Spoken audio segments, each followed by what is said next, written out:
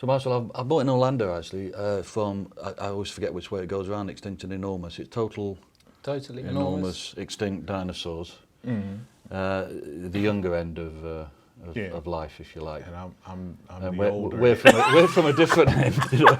Yeah.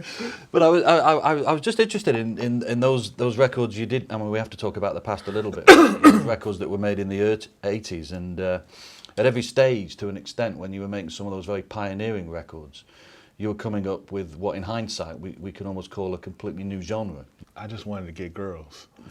I put out the records, get famous, get girls. It worked. But really, I look at it now kind of as blueprints. You know, everybody builds houses with blueprints, and the stuff we were doing back then, it was blueprints. I think a lot of the stuff now is better sound quality because they have a lot better equipment now. Digital is a lot better than analog. Say like my Fostex 4-track recorder. You know, anybody can pick up a Mac or a PC right now and record digitally, and it's better sound quality. Basically, it seems like people don't really care about mastering now, and you know, it saved a lot of recordings, a lot of bad recordings back in the days. Like Trax Records, Larry Sherman would master stuff off of cassette, you know, and you know, Larry I thought he had no ears for music, you know, as far as like the dance music thing, but he could master, you know, master a fly crapping on the wall, you know, and make it sound good. He really had his mastering chops going really good. I believe you came into what we now call, you know, for ease of convenience, dance music. You came in not really a particular fan of disco. You didn't like dance music. You were kind of, yeah, a more experimental kind of way of making music. Well, everything I didn't like about dance music, I tried to, you know, take out and put in some of the stuff I liked about rock and roll. Of course, a lot of people wouldn't interpret it as that. I mean, but that was my interpretation of like bands like Led Zeppelin and Jimi Hendrix. What's your reading of why that particular combination of sounds and styles you did has ended up being so unbelievably influential? You know, why does it almost seem like that's a form of ground zero, a form of the beginning? You know, I did a TB 303 thing for 2 songs. Yeah. Right, and then I sold it, and I bought the machine for like $150,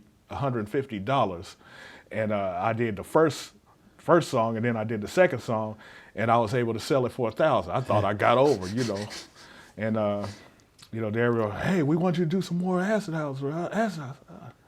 So I told my friend, I said, you know, I even signed the bottom of the TV 303 form, right? Hey, give me back my TV 303. I'll give you $1,000 back. I want $5,000, right? I said, why? Cause you signed the bottom, you know. And you know, it's just moving from one thing to another. I didn't have a TV 303 anymore. I wanted to hear some good vocals on stuff, so I did that, right? I got with some really good singers. I lucked into them. You know, Byron Stingley was my best friend. C.C. Rogers, he was singing in a club that I was singing Move Your Body at, and the singers just started coming at me. Because I was thinking when you know, Marshall started, even though it was in the 80s, and at the time we felt it was the most modern of eras, in a funny sort of way we look back on it now, and it's still fairly early days for things happening. Whereas now, in your generation, when you make music, you're basically surrounded not only by what's happening at the moment, but everything that ever happened in the past, in a much bigger way than we were. For my generation, a lot of us wish we'd been there with you lot.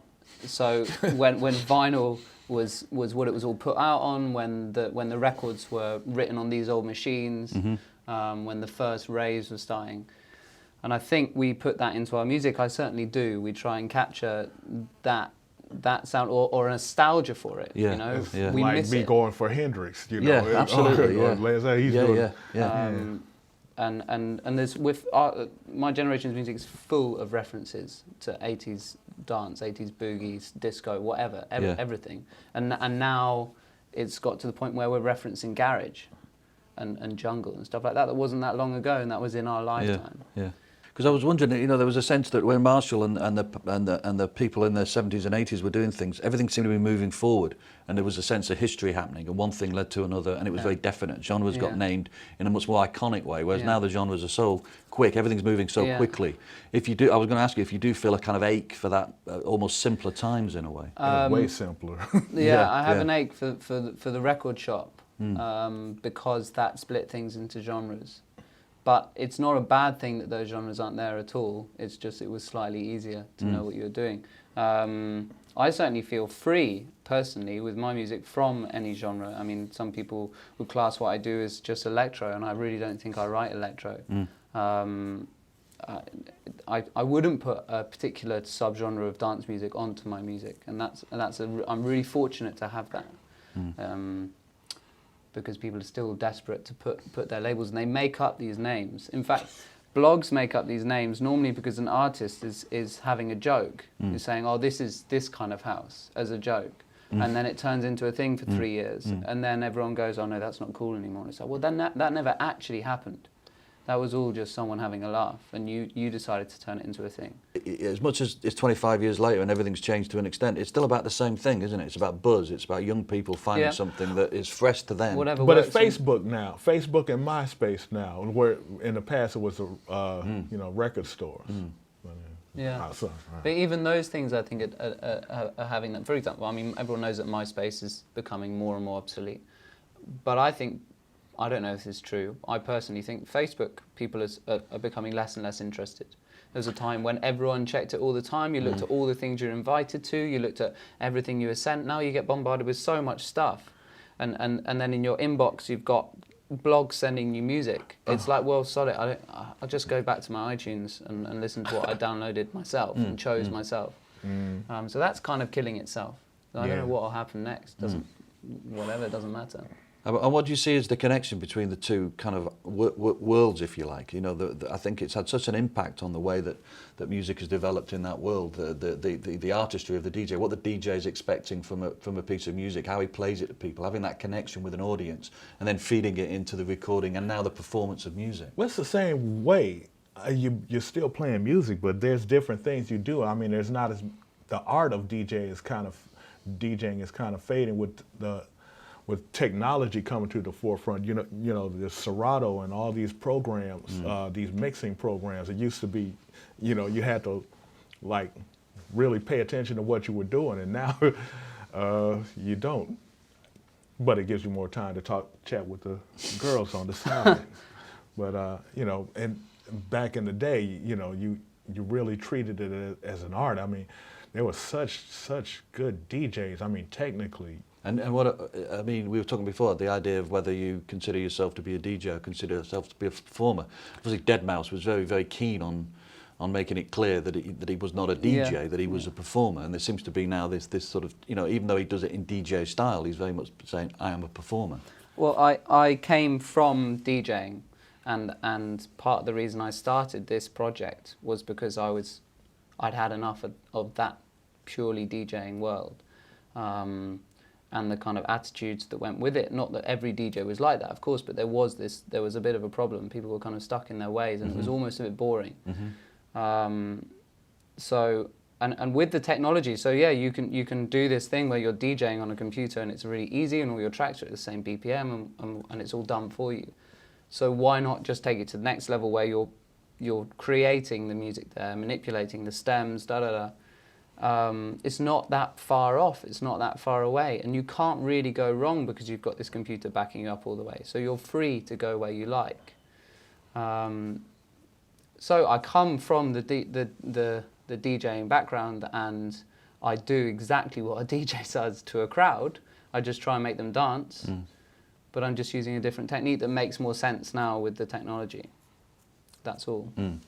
And very much, do you feel a musician? Do you feel? Yeah. But I did as a DJ. I think you do feel like a musician as a DJ. And what kind of performance is it then? How do you gauge the structure? It almost seems you know that a new way of constructing and composing music is coming out of this. That it seems more representative of the contemporary world. I think sometimes the words like dance and DJ, some of these words are not helping because it's almost like you're actually busting out of that, and it's becoming something different and new. The DJ had a job just to make people dance in a way and open up their ears to new sounds and play them the new records. I can, because I'm presenting myself as a live show, I can treat it more as a gig. And so I can play some down-tempo stuff. I can play some stuff that's not just about heavy-hitting jump-up music. Oh, that's great. That you can chill to and you can listen. I can go, right, well, the next 3 minutes of the set, people are supposed to actually listen to what I'm doing and look at me and watch what I'm doing. And then for 15 minutes after that, they can go and have a dance and not worry about that. And they don't have to look at me because... And that's part of the problem with watching a boring band is you just end up looking at them going, ooh, do something interesting, or at least let us dance. Because you've got an option to do both. Yep. It's a hard balance, I think. I definitely haven't got it right. Yeah. I don't know who has got it right yet. Yeah. I mean, Deadmau5 is doing a great job. And there are live bands, full live bands like Hot Chip, like you're saying, and LCD who completely got it right, actually. But they're coming from more of an indie side than a dance music side. Because I remember in the late 80s when there was that sense when suddenly you would look at, you know, for me in Manchester it was 808 State, and I remember seeing them and they would go on top of the pops and there was no instruments and it was decks. And I thought, this is unbelievable. This is really the most radical thing that's happened in a long time in music. Yeah. But it's sort of taken 20 years for that to actually sort of really get a grip, if you know what I mean. I don't know, man. When I went to Germany, right, the first time, they were asking me all the equipment I use and all that stuff, and I didn't think they were going to use it and stuff. I come back a few months later, and they got all the stuff, the TV303, the 909 drums and 808s, all this stuff, and they're playing them live in the clubs and stuff, right? And they're making live music. And they said, hey, is this how you do it in Chicago? I said, no, we don't. That's not. We wasn't doing that. They were taking it to a new level. Yeah. They were playing all these instruments live. They were performing live. This was Paul Van Dyke. This was Dr. Mata, all these guys, Cosmic Baby, all these guys were performing live with these instruments. And that wasn't what we were doing in Chicago. We were making records, but we weren't performing live. Yeah. So it was a cool thing, man. I mean, they took it a different direction. I mean, techno, but it was the same thing. They were making music live the same way they're doing now, and there was an energy coming off of them when they did. I mean, they were really into it, and the crowd saw they were into it. And I thought it was a good scene. They were doing that back in Germany 20 years ago. Because it's funny what you say about electronic music. You know, it's difficult to know whether we're talking about dance, we're talking about the DJ, we're talking about electronic music. You know, we're talking about another genre that split off a genre that was originally begun by Marshall. You know, what do you feel when you're doing it that you're actually participating in? What is it? How do you describe yourself to yourself, if you like? You know. What I try and say to myself when I'm having a moment of doubt about what I'm doing is that I'm just trying to relax these boundaries we have about the different genres and subgenres, particularly of house music, of electro, of techno, and just be like, sod it. In my set that I'm going to play for this lot, this is all music I've written. I don't really know anything about 4/4 music. I came from a jungle background, so I came into 4/4 music and I just kind of worked out my own thing. And obviously, I rip off loads of people. We all do. It's just what happened. But I just try and do something that isn't a tech house set, that isn't an electro house set, that's just a set of dance music I've written. That's what I tell myself. In other words, you see everybody going this way, you try to go this way. Yeah, well, why not? Yeah. Yeah. It's much more enjoyable, I reckon. Yeah. It's a ton of fun. It seemed to be your instinct early on. If you were pinned down and they said that you were one thing, then the next thing you did was completely different. Yeah, exactly. Yeah. That's what he's doing. Yeah. And what in that? What were you thinking you wanted to do? How were you going to do it? What was your motivation? Was it? I told you, girls. No. I know it's more than that, man. I know it's more than that. Was it a new technology coming through? Was it a new intensity of pleasure you wanted to get? New forms of creativity? What were you mixing together? The technology was coming through as I was going along. I wasn't expecting new technology to come along. It was just coming. And it was placed in front of me, and I just used it. Like when I first started, I was just taking my friend to a guitar store, right? And we went to he was a guitar player. When he was looking around, the sales guy came up to him and said, hey, I want to show you something. Showed us this sequencer. Said this is a Yamaha QX1, right? With this thing, you could play keyboards like Stevie Wonder, even if you never learned how to play, right? Yeah. So I'm looking at, wow, right? You know, my friend, man, that's stupid. You got to take lessons. You think you're talking to, right? But I listened to him and I believed him, right? So, you know, I said, oh man, I think I want to get that thing. I worked at the post office, so he gave me a huge credit line, right? So I said, oh, I'm gonna buy it, right? My friend said, what you gonna do that for? I said, oh, I'm gonna buy it. I want to play keyboards like Stevie Wonder, right? So, you know, then the guy says, hey, you don't want to have the sequencer and not have a keyboard to play, right? And I said, oh yeah, you're right. So I bought the keyboard too, right? So he said, you don't want to have the sequencer and this keyboard and not have a drum machine, do you? I said, yeah, you're right, you know, so I bought the drum machine too, you know, and then he said, hey, you want to hear all this stuff at the same time, don't you? I said, yeah. He said, hey, get this mixer right here. So I got a mixer. Hey, you want to record everything, don't you? Yeah. It was 4-track record, you know, so he kept placing this stuff, TB3 to do your bass lines. Oh, yeah. So wound up, I spent like $9,000, gave me a 10 grand credit, like $9,000 out of this stuff, right? So I took it all home, right? Of course, my friend got to go tell all my other friends. Just took the piss out of me for like 5 hours. Stupid sucker bought all this stuff and don't even know how to play no keyboard. Wrote my first song 2 days later, right? Yeah. The next year, I had this song called Move Your Body, the house music anthem out. Hand on my heart, DJs all over the world started hiring keyboard players and telling them to play keyboards like Marshall Jefferson. So, you know, it was simple. So, and all my friends, they come over and see me work and stuff. Hey, I could play keyboards like Marshall. He's a stupid guy. You know, I'm smarter than him. I could do it too, right? And they all learned to play keyboards too. So a lot of Chicago guys, they play all their own instruments and stuff, you know, from watching me. I'm not the most threatening guy around, yeah.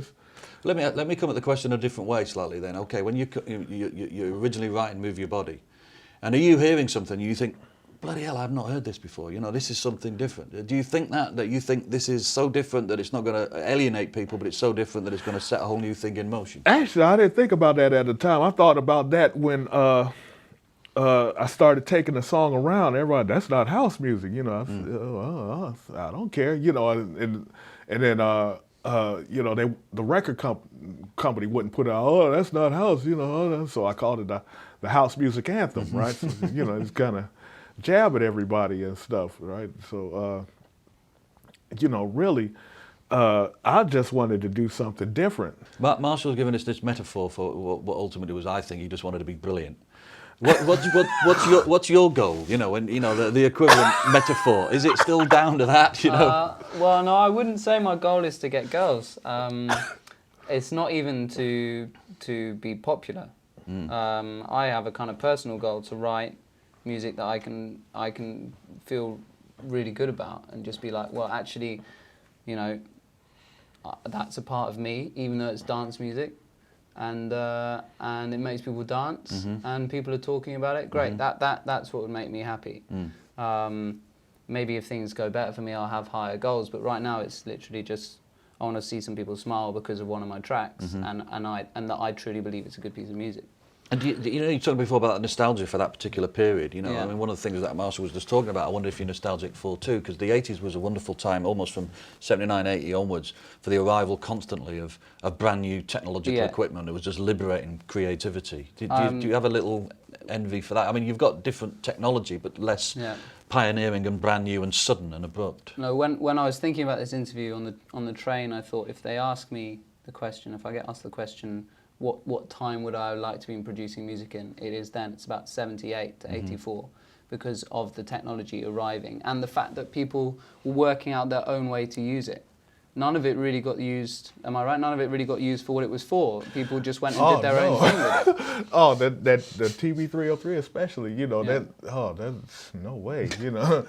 But and the Yamaha, the QX1, I was playing keyboard like a gospel guy, man. You know, really, it was everything I wanted to play. I would be able to play. I would slow things down, right? And I played at 40 BPMs, and then I'd speed it up to 120. It wasn't sounding quite right at first, but then I started anticipating how it would sound when I sped it up, right? And I said, oh wow. And once I did that, then I became sensational, man. I mean, playing something at 40.